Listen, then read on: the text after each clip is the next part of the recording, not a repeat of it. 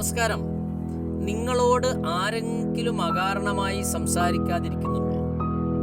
ഒരു കാരണവുമില്ലാതെ നിങ്ങളോട് ആരെങ്കിലും സംസാരിക്കാതിരിക്കുന്നുണ്ടെങ്കിൽ നിങ്ങൾക്ക് ഉറപ്പിക്കാം 99% അവരുടെ ഉള്ളിൽ അസൂയയും കുശുമ്പുമാണ്. 99% അവരുടെ ഉള്ളിൽ അസൂയയും കുശുമ്പും തന്നെയാണ്. അതിൻ്റെ ഏറ്റവും വലിയ ഉദാഹരണമാണ് നിങ്ങളൊരു വണ്ടി എടുത്തു നോക്കിയേ, നിങ്ങളൊരു പ്രസ്ഥാനം തുടങ്ങി നോക്കിയേ.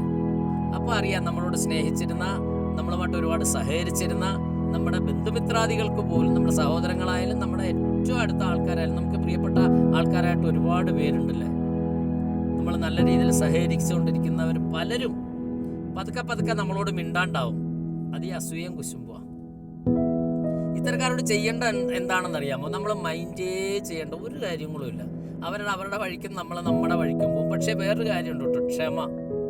എല്ലാ മതഗ്രന്ഥങ്ങളിലും പറയുന്ന ഒന്നുണ്ട്, ക്ഷമാശീലന്മാർക്ക് ഒന്നും സംഭവിക്കില്ല എന്ന് വെച്ചാൽ ഇത്തരക്കാര് രണ്ടാമത് നമ്മുടെ അടുക്കലേക്ക് വരുമ്പോൾ നമ്മൾ പിന്നീട് എന്ത് ചെയ്യാം?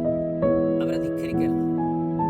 കാരണം ഈ ക്ഷമയെ കുറിച്ചിട്ട് എല്ലാ മതഗ്രന്ഥങ്ങളും ഖുർആനുള്ളിൽ പറഞ്ഞിട്ടുണ്ട്, അസ്സബ്റു നിസ്ഫുൽ ഈമാൻ. ക്ഷമ ഈമാനിന്റെ പകുതിയാണെന്ന്, അല്ലേ?